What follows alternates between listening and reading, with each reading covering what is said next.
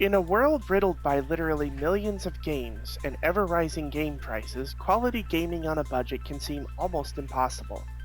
Welcome to the Nexus Roundtable, where we show that not only can you game on a budget, but you can also enjoy quality gaming. Stay tuned as we analyze today's game based on these 5 criteria: arts and graphics, game controls, gameplay, ingenuity, and overall rating. When we're done, we'll let you know whether we consider it a stud or a dud. But before we get to the review, we will do some introductions, talk about the streaming updates, and let you know what's what in the world of gaming news.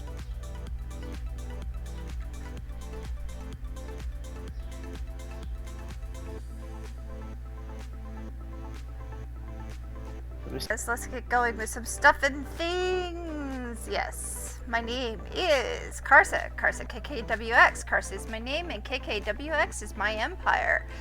I stream variety things, like, I don't know, but mostly sci-fi, Minecraft, and NRT. Also, my schedule is Monday, Friday, and Sunday at 10 a.m. Wednesday at 1 p.m. with Tenable Target. But I have some news. I am going to start doing some pop-up streams on Saturday at 10 a.m. They may or may not happen every Saturday because of family. And I'm also going to be starting on the 1st of July, streaming on YouTube at 10 a.m. live. Navarone. I'm Navaron, also a variety streamer. Typically stream 10 a.m. Central American, Central US time, which is 4 p.m. GMT, usually for about 4 hours or so. And typically do a lot of multi-streams with Karsa. Yes. But I don't have any other fancy things to announce. No? Okay. Bullhead. How's everyone going? Bullhead. Currently, I used to stream on Twitch, but I switched over to YouTube. Over there, I do some streaming, and I'm trying to get more content out video-wise. Look for announcements. Not much now. I don't have much going on. I'm just relaxing and taking care of a new kitten. All right. And Bales. Hi, I'm Bales. Normally a variety streamer. Right now we've got a little bit of a focus on Legends of Runeterra's Path of Champions, so if you're a card viewer or you like to watch card games, please stop in. It'd be great to have you there. You might notice this video that my avatar is not moving. We're using a still photo today. We talk about our health a lot on our streams, and we've mentioned lymphedema and diabetes in the past and how they impact us. Right now I'm having a really bad day with my neuropathy, so I keep having a bunch of involuntary jerks as well as a lot of pain, so we throw a still picture and so you guys wouldn't be distracted by me flailing around like a fish out of water. I don't have much else going on. I know my streaming schedule is totally out of whack because of prep work for and during and after the face reveal stream. For those of you that didn't see it, it is recorded. There are clips as well, so please feel free to check that out. Yes, Karsa, back to you with the weather. I believe that we even did a on your face reveal stream. I even interviewed you. That is correct. Yes, you did. So if you want to look for that, we will be putting the information about how to get to her YouTube and mine on the description down below. Well, I actually have 2 different YouTubes now. I have one where I upload content for Path of Champions and Legends of Runeterra, and then I have the one specifically for RSSG that doesn't have my name attached to it. Well, we'll put both of them down. Sure. That'll be the way it'll go for all of us.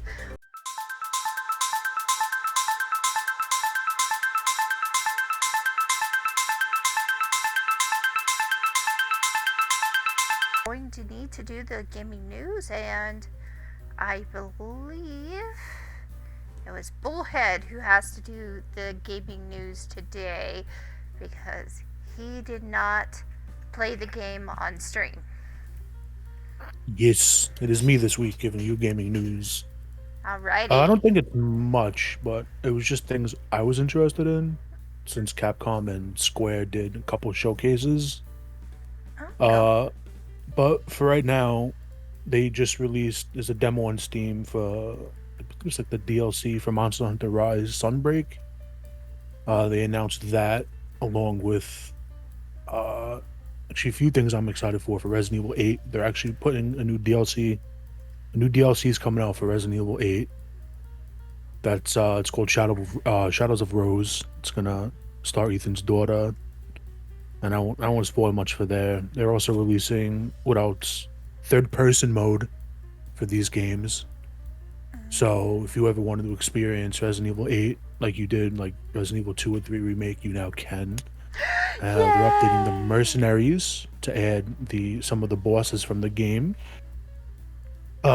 Another big news for me is they released a new trailer for Resident Evil 4 remake, but they also gave us um the words leaving my brain, a release date. Sorry. They gave us a release date, so you'll be able to play Resident Evil 4 on March 24th of 2023.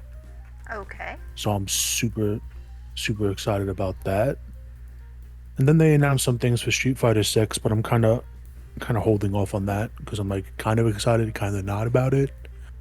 But they released, I think, like Guile gameplay, and I was like super stoked about that. And then on to what really made me happy was Square did, when was it? On the 16th?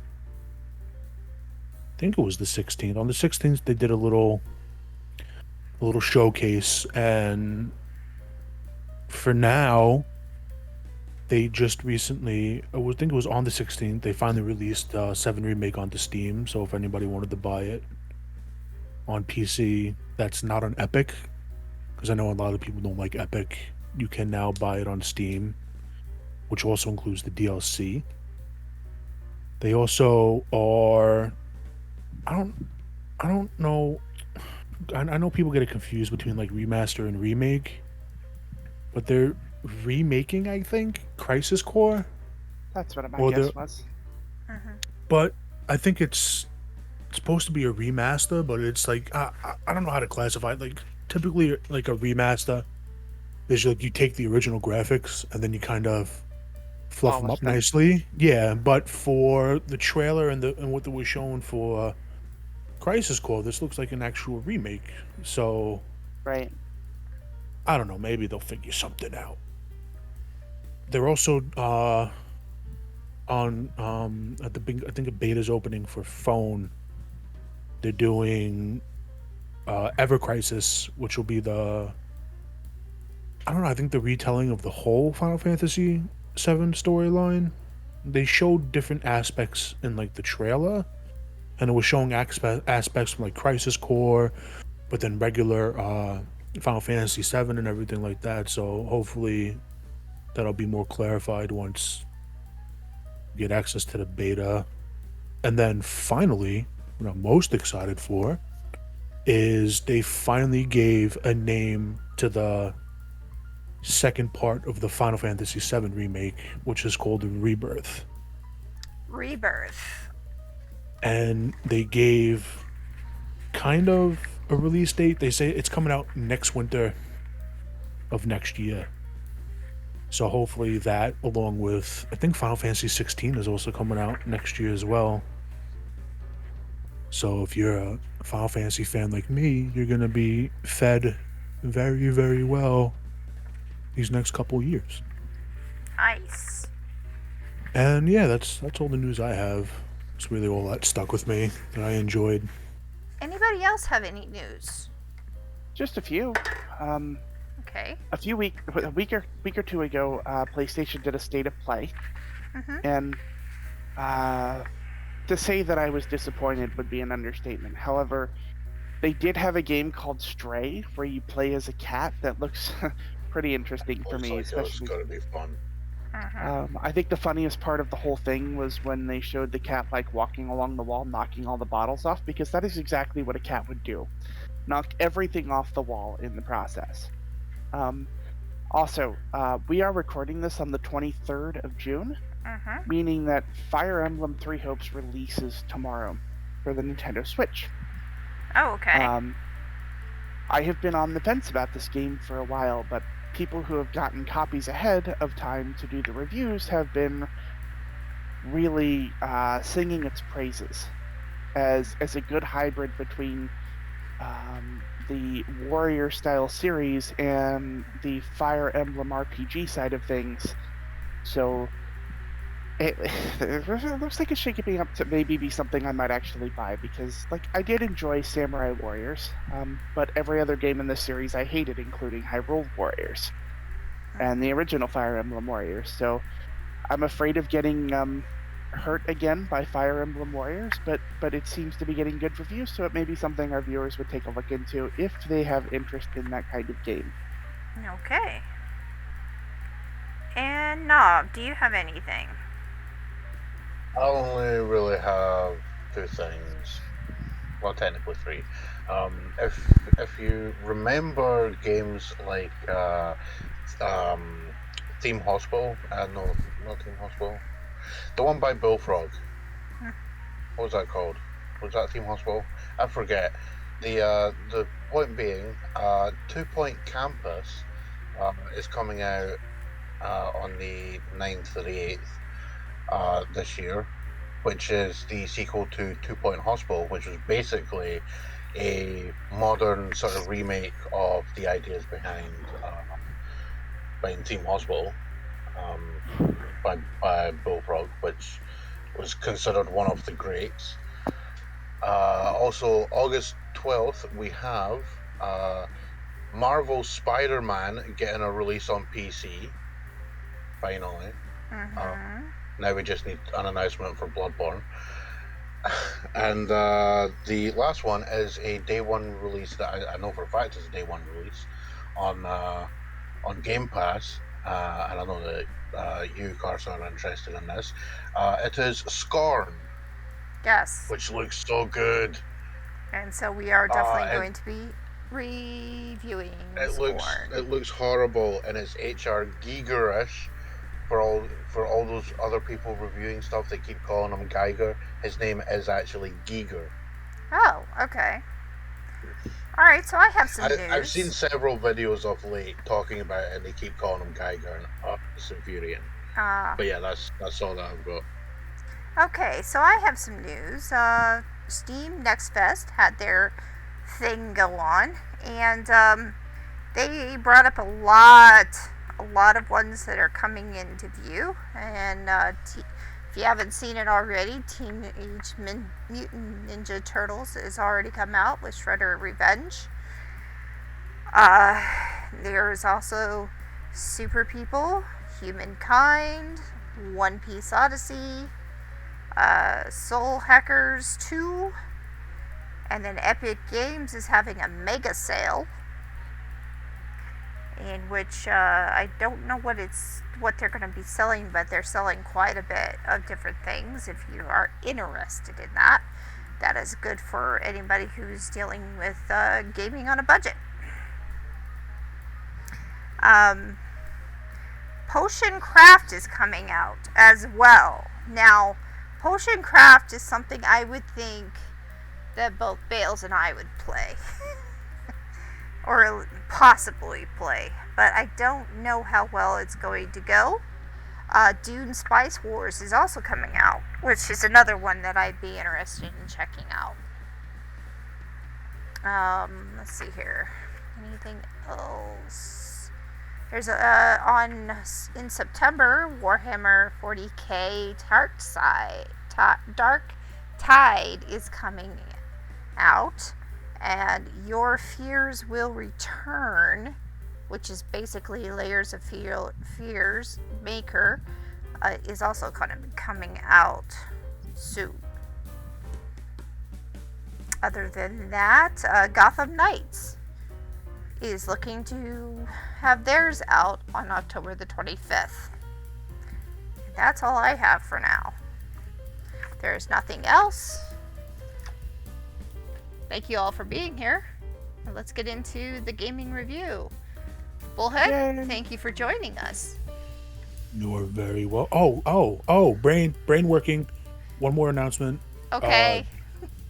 Octopath Traveler, I think couple years ago had kind of like an iOS Android release.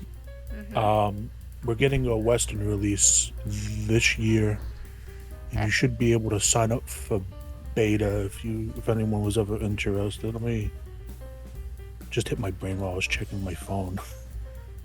That's on Game Pass.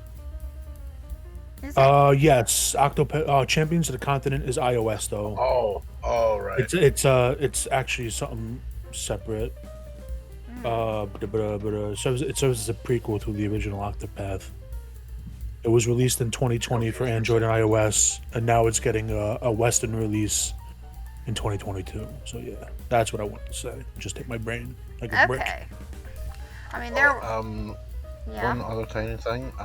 Carson brought up Teenage Mutant Ninja Turtles Shredder's Revenge. That is also currently on Game Pass. Yes. It's a great game. Everyone should try it. It is, I think, on day one, right? Yeah, a lot of things. I could start it right now through. No. It came out day one, so Yeah. a lot of fun things coming to Game Pass now are going to be day one, which is like a very welcome thing for me. So. Yep. All right. So that is that. Let's get into gaming review. Thank you again for being here, Bullhead, and enjoy your rest. We'll see you My next. pleasure. We'll see you next time. All right, take care, everybody. Take care, thanks.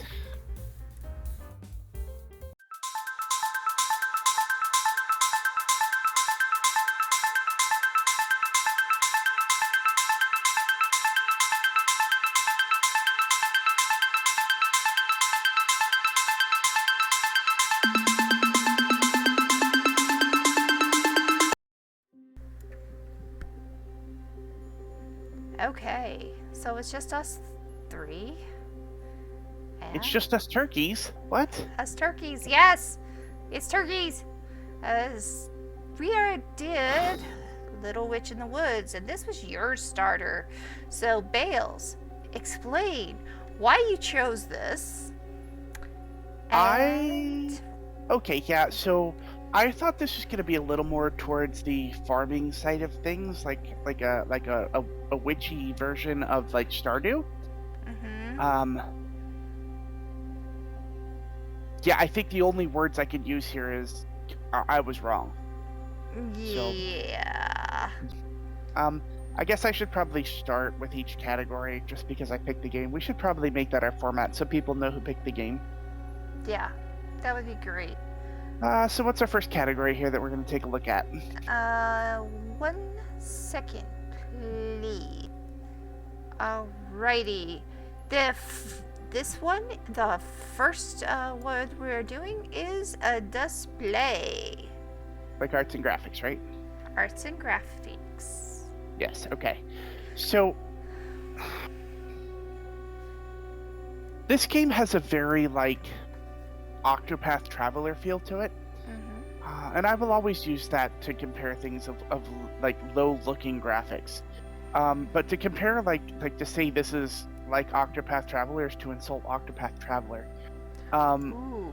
The shading effects of Octopath are absolutely amazing. Like Octopath looks bad at first sight, but if you take the time to look at the shading and how shadows work, it's absolutely stunning how good the graphics are in that game. That is not the case here. The only time I really like the graphics in this game is like, ooh, you have a broom. I never got that far. Is when like the character pops up in the bottom left. I like the look of the characters there. Otherwise, this just feels like a lazy attempt at trying to do cutesy graphics. So, not getting a star from me on this one. Sorry. Wow. Okay. So, there is no star for that. How about you, Navarone? I did not have a great experience with the game, as you can tell by me running in circles waiting on a timer. mean, I would actually disagree on the graphics trying too hard. I think visually, they've done what they're clearly setting out to do, which is to, go for the sort of retro aesthetic. Um, Mm-hmm. Probably because it's much easier than 3D modeling everything. Uh, Speaking as a 3D modeler, um, the I have to agree. Like the when you get the story segments coming up with the dialogue between the characters, like sometimes yes, the characters can be cute and adorable.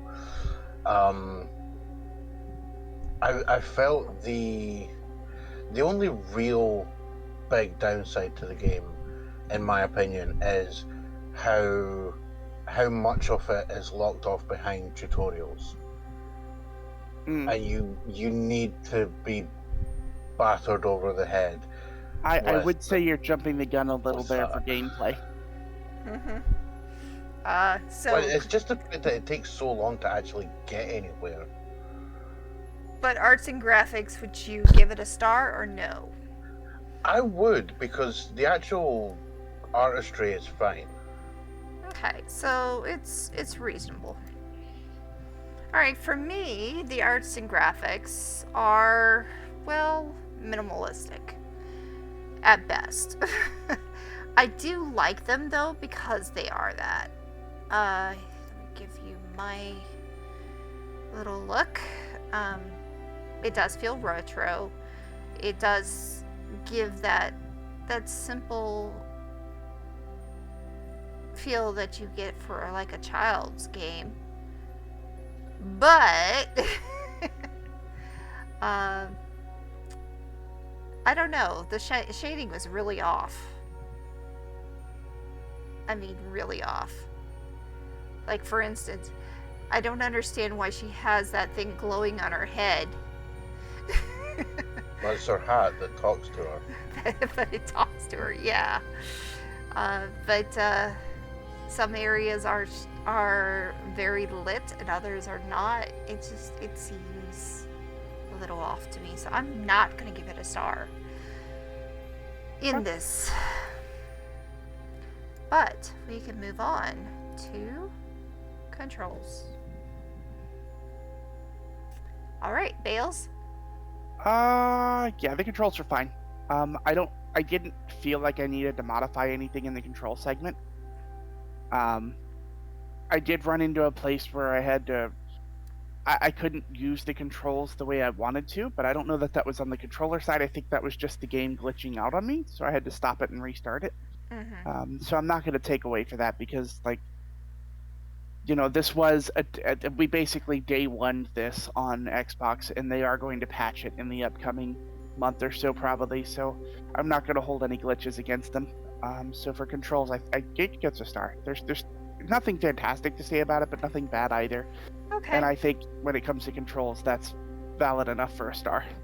Alrighty, now Barone.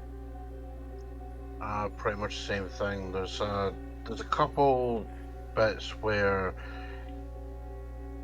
like the sort of mini game of the cauldron, the specific controls are fine, like they work, but they do feel a little bit strange, just in terms of like the shortcuts that they opt for using the controller. I don't know what the actual keyboard controls are like, because as per usual, so many things these days are controller recommended. But yeah, I mean in virtually every other case, controls were absolutely fine. As you can see in mine, I was using a controller. This is the first game that I've ever used completely with controller. I will say, for controls, it did just what I needed it to do, and it taught me a little bit of how to use the controller for the first time.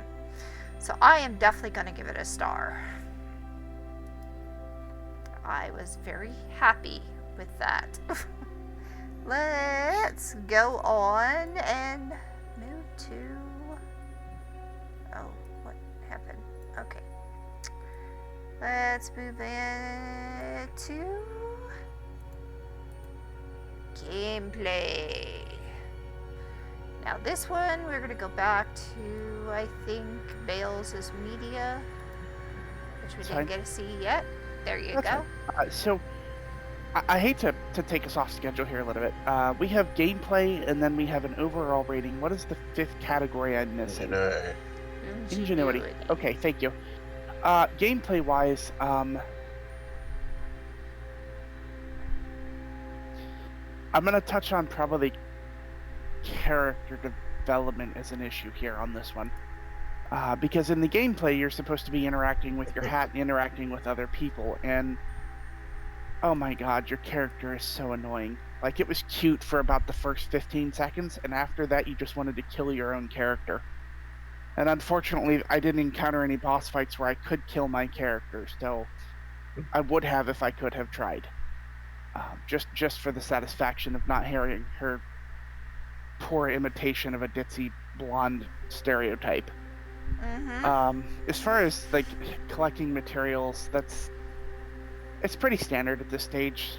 You know, go out, collect materials, get the ingredients to be able to take on a new target and move forward to get more ingredients. It's basic. I mean, I'm gonna deny the star just because of the character, which totally seems unfair. I really shouldn't, but that's how much I was annoyed by the character. So I will deny the star just for that in a category I probably should have gotten it. Okay. Navarone? Mostly the same. I generally detested the character. I liked the hat. The hat was amazing. Virgil, I think his name is. The hat is quite amusing. There's a disconnect between the character and the gameplay. Because I noticed multiple times when waking up, Ellie makes the point of having a dream that she can't remember, and Virgil several times asks her about it. And if you look at the potion book, you can clearly see that one of the final potions is Dream Remembrance Potion. Now, I've fallen back on this this reference several times when discussing this outside this recording, but Harry Potter had the excuse of not even knowing that magic was a real thing in his universe until he got his letter from the school.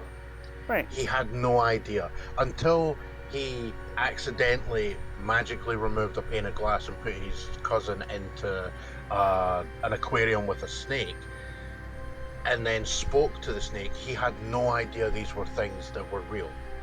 Ellie, on the other hand, has grown up in witch society, and yet she doesn't know the currency they use. She forgets that she's been taught how to read the ancient witch language. That's, for me, that's infuriatingly bad writing, and it brings everything else down. And it really enforces that thing, like Bailey's saying, that she comes across as being some kind of forced ditzy blonde. Okay, so I hate to interrupt. I don't like to interrupt people. You say it's infuriatingly bad. I think it's just infuriatingly lazy. It's not bad. It's just lazy. It's kind of it's both in my opinion. I just lump lazy with bad. I will give you both in that understanding. Yes, both lazy and just bad writing. Which I'm going to say, and I'm pretty sure you can tell me, star or no star, Navarone. It's kind of the thing for the gameplay itself. I mean, I'm actually going to say yes, because once you get through and unlock the village and the tutorial takes its hand off, you actually do get the actual gameplay itself is fine. It's the character writing for Ellie which brings a lot of it down. If you can completely ignore the character, it's actually fairly good.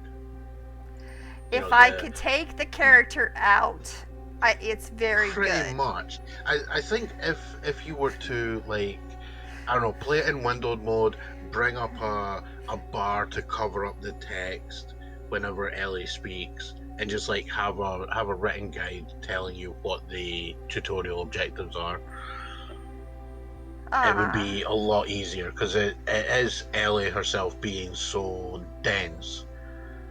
Like, she's that dense she emits a gravitational pull. Huh. That's the level of ineptitude we're talking about here. Okay. And I have played games with supremely inept player characters that, like, I mean, James Sunderland is known for being an idiot, and yet is considered to be one of the great protagonists of gaming. And yet he's a man who sticks his hand into a hole in the wall in a alternate universe that he knows where things are out to kill him horribly. He just stuffs his arm in a hole in the wall. Right. Okay. Well, then we'll give it a star for you. I Only for the gameplay. I'm gonna give it a half star for me, which means somebody else has to get the other half. If it was not for Ellie, this game would be alright. The gameplay would be great. In fact, I had a decent run on mine, and I'm gonna bring mine back up.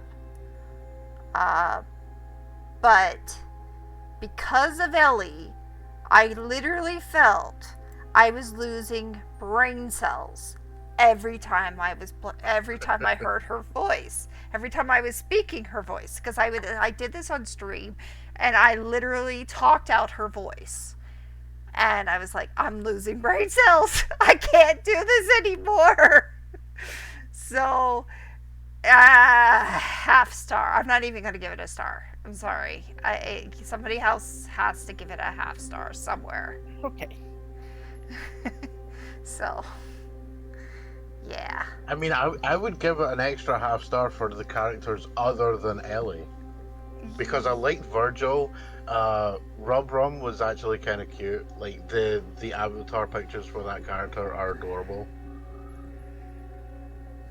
And you even said that she just couldn't remember her currency, and we had a conversation about this. Yeah. A long conversation about why. Yeah, there are so many more things. Like, if you know anything about, like, the circumstances of the Harry Potter franchise, it would be like having all of that introduction to the world, but having Harry already know it all. But she's already going to school. She's already been to school. Yeah. And that's just what bugged the hell out of me. Yeah. And I know it bugged you a lot, because I was there watching. Yeah, I said it outright in the stream. I said, I'm losing brain cells. Yep. So, Okay. All right, let's So move we've on. got a half a star. We have a star and a half on that category. Yes, we do. And the next one's what? Ingenuity? Yes, it is. There you go. Right. So there is nothing I found in this game that was spectacular that I've never seen before, with one exception, and it's the characters. Virgil as a hat is just the perfect balance to make me able to process this Ellie character. Like, without Virgil, it's impossible. And Virgil's the half star. there's surprises of, like, leading you towards a direction and then surprising you. Like, the train is the whistle blowing and it turns out to be a bird making a train sound. I like that. I did Yeah. not see that coming, and I was very, like, happy to have that kind of surprise. Like, oh, the train left a long time ago. Like, they didn't just go for the traditional thing. So as far as ingenuity goes, like, there's nothing very ingenious about the gameplay, but I will take that half a star that Karsa used, and I'll add my half a star to it for this category. Okay. Just because it had these little humorous things that I like. I like it when you can't expect the unexpected because you don't know it's coming. right. We'll give it now. It's now at 6 stars. All right. All right. Navarone. Ingenuity. Um, See, ingenuity is a hard one because, as Bailey says, the game doesn't actually do anything new. There's nothing actually. Oh my god, I've never seen this before. Mm-hmm. But in saying that, I actually found the. I expected, like Bailey mentioned earlier, that this was a bit more sort of Stardew Valley. And Mm-hmm. as such, I expected you would be going around like collecting plants and seeds and taking them back. And I mean, I actually somewhat expect the planters in at the back of the house would probably be for that eventually. That you'd be able to take like clippings or whatever from plants and plant them there, make collection easier. But the actual cauldron mechanic and the fact that you do everything via potions, I found interesting just because it's not something that I've seen in a hell of a lot of other games. Like most of them would do the sort of Minecraft or Stardew thing of take objects A and B, mix them together, gives you object C. But I've, I mean, even though I'm literally describing the same thing that the game does, I've never actually seen it done as a cauldron mechanic before. Mm-hmm. Which I just found interesting and sort of it was a nice change. Yeah, So I mean I would definitely give it a star just in like because the thematically done method of the major gameplay. That's funny yeah. because when I was playing my game in Second Life, I actually created a potion maker that did this. Makes sense. I mean, it has the potion system had a very Skyrim feel to it, in my opinion. But Yeah, I mean I would actually say to a degree you could recreate this literally just with go on Nexus, download one of the non-adult orientated witch outfits, and then when you play it entirely as an alchemist. And Yeah. don't try and like mass produce anything. Just go around and like pick flowers and then make yourself fortify intelligence potions, Maybe and you'll then become become the smartest intelligent. person in the world. Maybe I she'll don't become think Yeah. intelligent. enough is intelligent is enough for her. Maybe like 4 or 5 times 10. I mean that's the thing. Literally, you could take the Skyrim, the Elder Scrolls Fortified Intelligence potion, and make Ellie a much better character. Let's to be fair, like if the intelligence potion doubles her intelligence, 50 in, she's still gonna have the same level of intelligence because 0 multiplied by anything is still freaking 0. Right. Yeah, that is very true. You would definitely need an add intelligence potion, which I think you have to cheat in via the creation kit. I think the grubs are more intelligent than her. We spend the entire time just tearing her apart. Yeah, I'm sorry. It's Okay. fair. Alright. So no star or star. She forgets having a language. She's so dense. She decides it's a good idea to get off the train. Yeah. Like I was watching that scene. Like, don't get off the train. Don't get off the train. Stay on the train, you idiot. Oh my god, why are you getting off the train?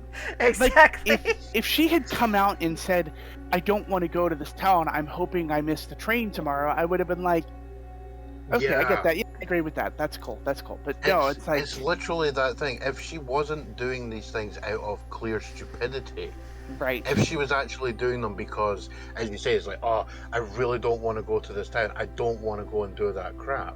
And then she ends up in the location where she is. I forget the name of it. But if she was then like, yes, this is what I want. I want to do this. Because it would make the events of personal agency rather than accidental stupidity. Right. And I would have just made it much better. Alright, So yeah, for the Stolar? potion thing, I would say yeah. Okay. I would give it because I liked it. All right. Okay. So we'll give it a star for that. Oof. Will I give it a star?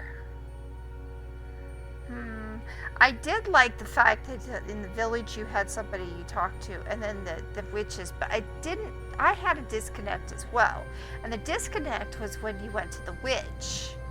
The witch, the one who was in front of her house, who sells you stuff. Oh, the catalog girl. I catalog forget girl. her name. It was on screen earlier, and I completely missed it.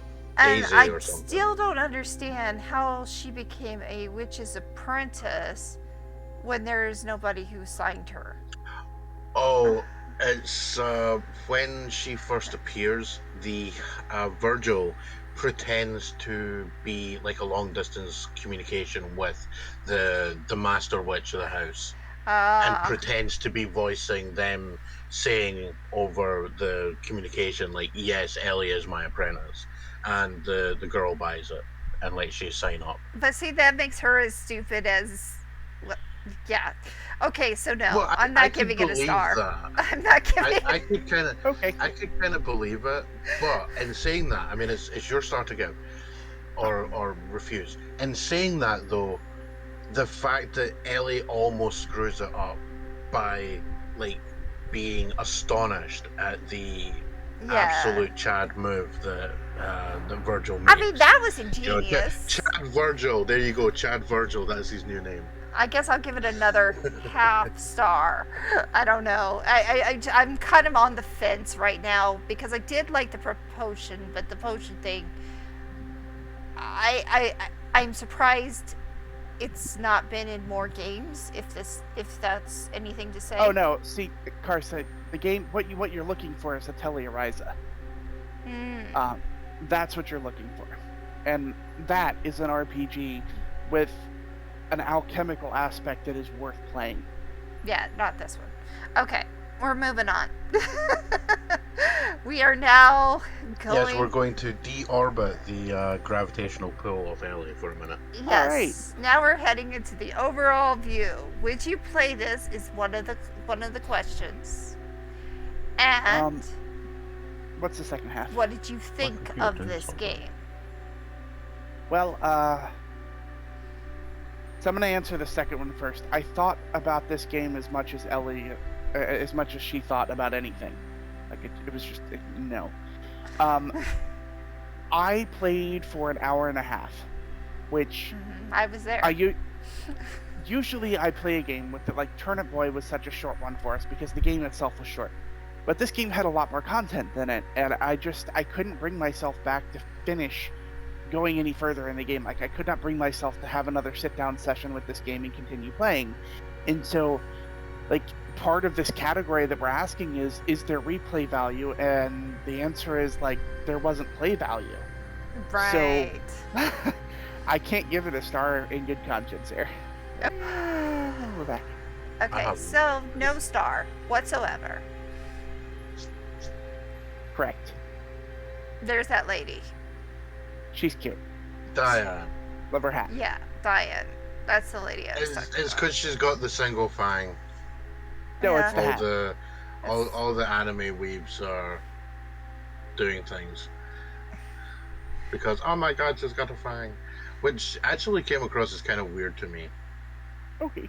Okay. Anyway, replay value? Replay value,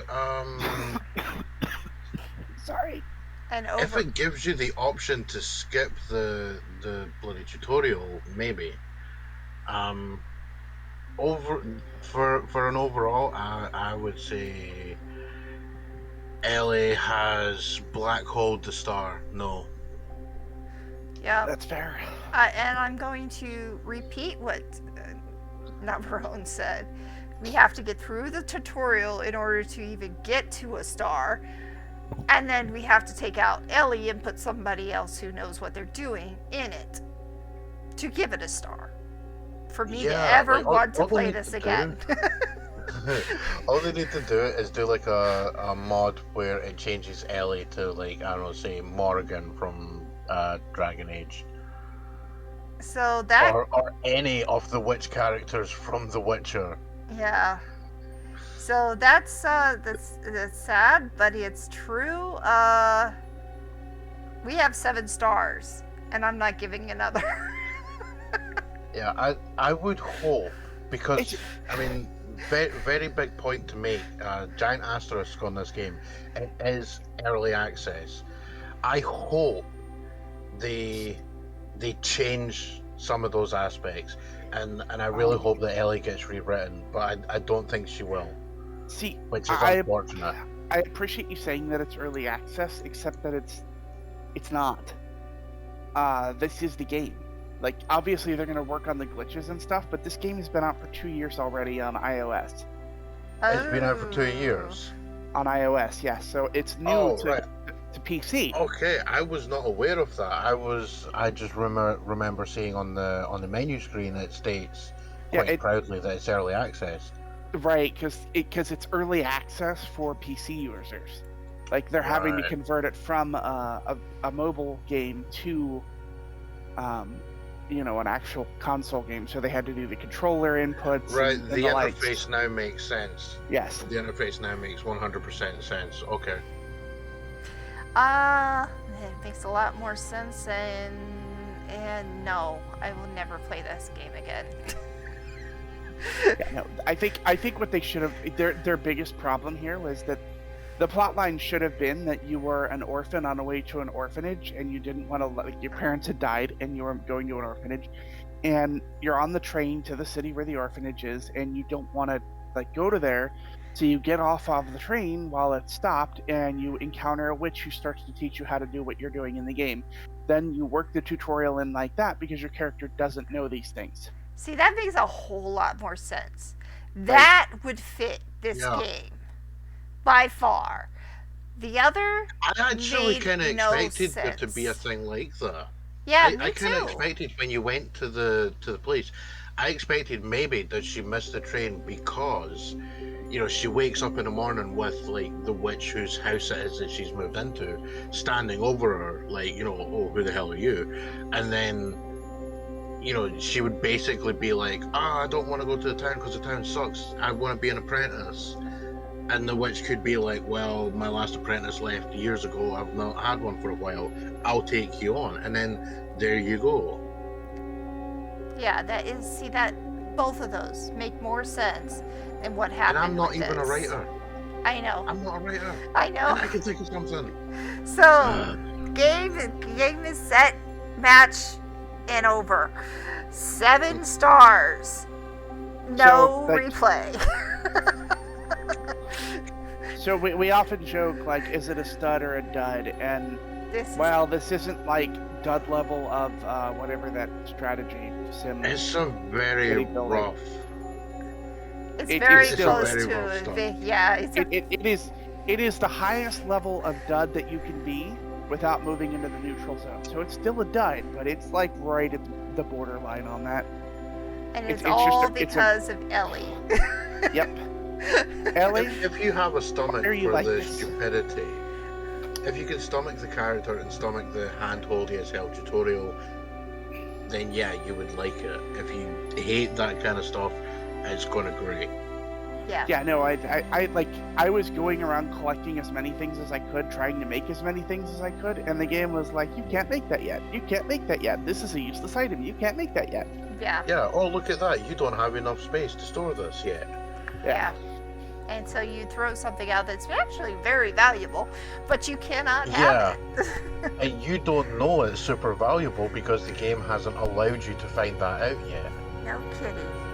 Whereas something like Stardew, if you should, I don't know, randomly have, the 1 billionth% chance of getting some ultra item on the second day, like, straight away, oh, this is like a rare thing, I should keep it.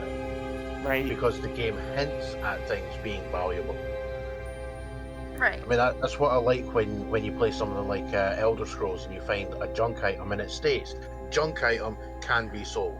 Then right, that doesn't matter. I can literally dump that at the first merchant. Yep. Right. So that's that for this overall. Dud. What is the next game? What are we doing next? Yes, that is Nav's choice, isn't it? Yes. Yeah, I'm kind of in two minds between being evil and picking Mist or being evil and picking Manhunter. Well, You know what? Because two of us have it installed and it's quite a fun game, I'm going to say Manhunter. it's a man eater. Plus, yeah, Maneater, because I know you've been playing it and we're enjoying it. I actually did enjoy it. So Plus, I've completed it. yeah, you have. I haven't, but okay. So man eater it is. Yay! We got ours for the next time. Cool. I will let Bullhead know. And that is that. Alright, so thank you all for being here. I am Karsa KKWX, and I am here with Bales115, Navarro 9942, and it's Bullhead who was doing the gaming news. We are signing off. Until next time, goodbye! Ta-ta! Bye.